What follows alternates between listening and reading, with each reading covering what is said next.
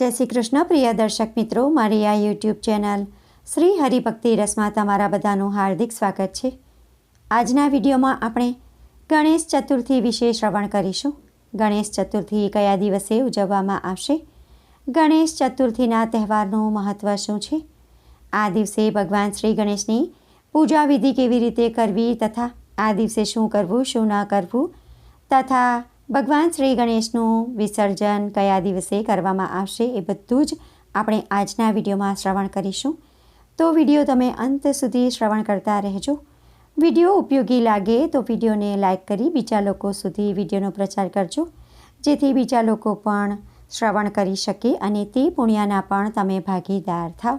દર વર્ષે ભાદરવા માસના શુક્લ પક્ષમાં આવતી ચતુર્થી તિથિને ગણેશ ચતુર્થી તરીકે ઉજવવામાં આવે છે। દેશભરમાં ગણેશોત્સવ ખૂબ જ ધામધૂમથી ઉજવવામાં આવે છે। ગણેશ ચતુર્થીના દિવસે ભક્તો ભગવાન શ્રી ગણેશની મૂર્તિ લાવી અને સ્થાપના કરે છે અને પૂરી શ્રદ્ધા ભક્તિથી 10 દિવસ સુધી ભગવાન શ્રી ગણેશની પૂજા કરે છે, આરતી કરે છે। ત્યારબાદ અનંત ચતુર્દશીના દિવસે ભગવાન શ્રી ગણેશની મૂર્તિનું વિસર્જન કરે છે અને બાપ્પાને આવતા વર્ષે ફરીથી આવવાનું આમંત્રણ આપે છે। આ રીતે દર વર્ષે પૂરી શ્રદ્ધા ભક્તિથી ભક્તો પૂજા કરે છે અને ભગવાન શ્રી ગણેશ પણ ભક્તોની બધી જ મનોકામનાઓ પૂર્ણ કરે છે। ભગવાન શ્રી ગણેશ ખૂબ જ દયાળુ છે, બુદ્ધિ અને જ્ઞાનના દેવતા છે, તેથી તેમની પૂજા કરવાથી બુદ્ધિ અને જ્ઞાનનો વિકાસ થાય છે। હવે આપણે જાણીશું કે ગણેશ ચતુર્થીનો તહેવાર કયા દિવસે ઉજવવામાં આવશે તથા ભગવાન શ્રી ગણેશની મૂર્તિનું વિસર્જન ક્યારે કરવામાં આવશે। વર્ષ 2025માં ભાદરવા માસના શુક્લ પક્ષમાં આવતી ચતુર્થી તિથિ 26 ઓગસ્ટ 2025 અને મંગળવારના રોજ બપોરે 1:54 શરૂ થશે તથા 27 ઓગસ્ટ 2025 અને બુધવારના રોજ બપોરે 3:44 પર સમાપ્ત થશે। ઉદય તિથિ અનુસાર ભગવાન શ્રી ગણેશનો ઉત્સવ 27 ઓગસ્ટ 2025 અને બુધવારના રોજ શરૂ થશે। ભગવાન શ્રી ગણેશના ઉત્સવના દિવસે ભગવાન શ્રી ગણેશની પૂજા કરવાનો શ્રેષ્ઠ સમય સવારે 11:05 શરૂ થઈ બપોરે 1:40 સુધીનો રહેશે। આ સમયગાળા દરમિયાન તમારે ભગવાન શ્રી ગણેશની મૂર્તિની સ્થાપના કરી દેવી તથા પૂજા કરી લેવી। ભગવાન શ્રી ગણેશની મૂર્તિનું વિસર્જન અનંત ચતુર્દશીના દિવસે કરવામાં આવે છે, જે 6 સપ્ટેમ્બર 2025 અને શનિવારના રોજ આવે છે। તેથી 6 સપ્ટેમ્બર અને શનિવારના રોજ ભગવાન શ્રી ગણેશની મૂર્તિનું પૂરી શ્રદ્ધા ભક્તિથી વિસર્જન કરવું અને બાપ્પાને આવતા વર્ષે ફરી જલ્દી આવવાની પ્રાર્થના કરવી। ભક્તો ગણેશ ચતુર્થીના પહેલા દિવસે બાપ્પાને ઘરમાં લાવે છે। ઘણા લોકો મંદિરે પણ સ્થાપના કરે છે અને વિધિવત પૂજા કરે છે। ભગવાન શ્રી ગણેશની મૂર્તિની સ્થાપના કર્યા બાદ ભગવાન શ્રી ગણેશને 3 દિવસ, 5 દિવસ, 7 દિવસ અથવા તો 10 દિવસ સુધી સ્થાપના કરી શકાય છે। ત્યારબાદ વિસર્જન કરવું। ઘણા ભક્તો 3 દિવસ માટે ભગવાન શ્રી ગણેશને ઘરમાં બેસાડે છે, તો ઘણા ભક્તો 5 દિવસ માટે અથવા તો 7 દિવસ માટે પણ બાપ્પાને બેસાડે છે અને ત્યારબાદ વિસર્જન કરે છે। મોટે ભાગે ઘરમાં ઓછા દિવસ માટે ભગવાન શ્રી ગણેશની સ્થાપના કરવામાં આવે છે। મંદિરોમાં ખાસ કરીને 10 દિવસ સુધી ભગવાન શ્રી ગણેશની સ્થાપના કરવામાં આવે છે, બાપ્પાને બેસાડવામાં આવે છે અને ત્યારબાદ અનંત ચતુર્દશીના દિવસે ભગવાન શ્રી ગણેશની મૂર્તિનું વિસર્જન કરવામાં આવે છે। હવે આપણે જાણીશું કે ભગવાન શ્રી ગણેશની પૂજા વિધિ કેવી રીતે કરવી। ઘણા ભક્તો ગણેશ ચતુર્થીના આગળના દિવસોમાં જ ભગવાન શ્રી ગણેશની મૂર્તિ લાવી દે છે, તો જે જગ્યા પર તમે ભગવાન શ્રી ગણેશની મૂર્તિની સ્થાપના કરવાના હોવ એ જગ્યા પર તમારે મૂર્તિ મૂકવી નહીં। જે દિવસે ગણેશ ચતુર્થી આવે એ જ દિવસે તમારે ભગવાન શ્રી ગણેશની પૂરી શ્રદ્ધા ભક્તિથી સ્થાપના કરવી. ગણેશ ચતુર્થીના દિવસે તમારે બ્રહ્મ મુહૂર્તમાં ઉઠી જવું, સ્નાનાદિ કાર્ય પતાવી સ્વચ્છ કપડાં પહેરવા, ત્યારબાદ સૂર્યદેવને અર્ઘ્ય આપવું. ત્યારબાદ જ્યારે મુહૂર્ત હોય તે પ્રમાણે ભગવાન શ્રી ગણેશની મૂર્તિની સ્થાપના કરવી. ત્યારબાદ તેમને સ્નાન કરાવી વસ્ત્રો અર્પણ કરવા. ભગવાન શ્રી ગણેશને ચંદનનું તિલક કરવું. તેમને કંકુ, અક્ષત, અબીર, ગુલાલ, સિંદૂર અને ફૂલો અર્પણ કરવા.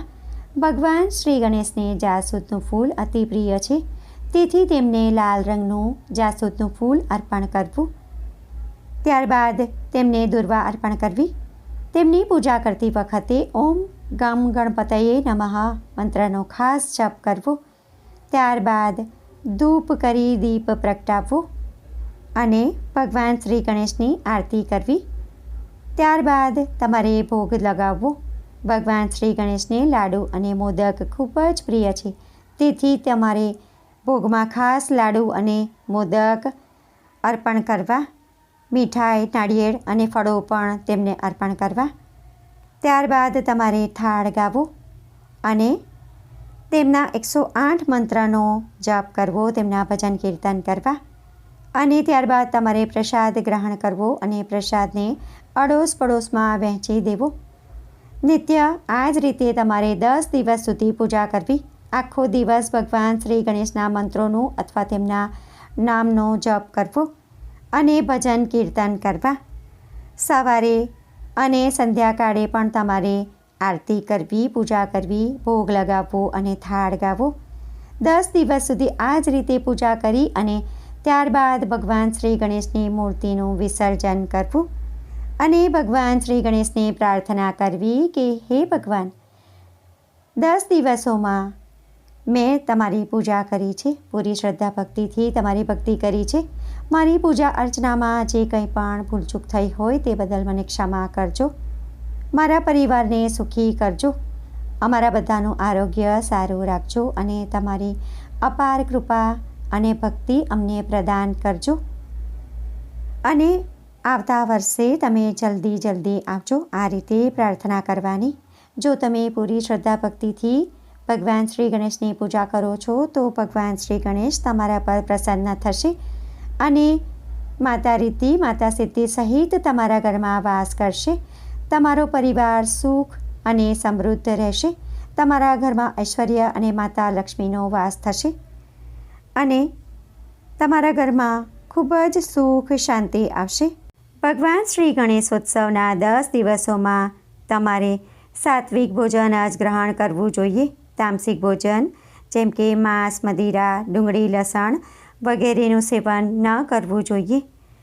તમારે કોઈનું ભૂલથી પણ અપમાન ન કરવું, કોઈને અપશબ્દો ન બોલવા, ક્રોધ ન કરવો, કોઈના વિશે ખરાબ ન વિચારવું જોઈએ, કોઈની નિંદા ન કરવી, બધા સાથે ભાઈચારાથી રહેવું, સંપીને રહેવું, ઘરમાં શાંતિ જાળવવી.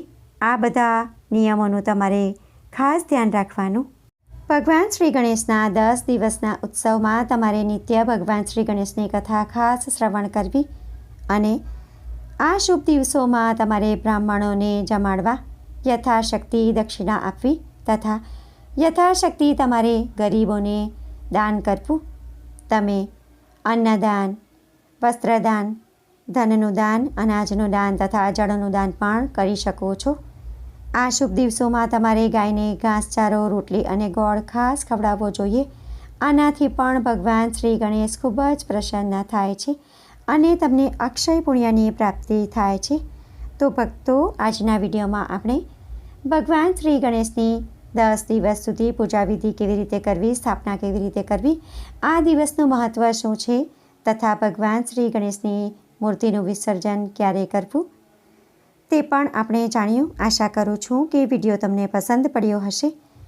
જો તમને વિડીયો પસંદ પડ્યો હોય તો વિડીયોને લાઈક કરી બીજા લોકો સુધી વિડીયોનો પ્રચાર કરજો, જેથી બીજા લોકો પણ શ્રવણ કરી શકે અને તે પુણ્યના પણ તમે ભાગીદાર થાવ.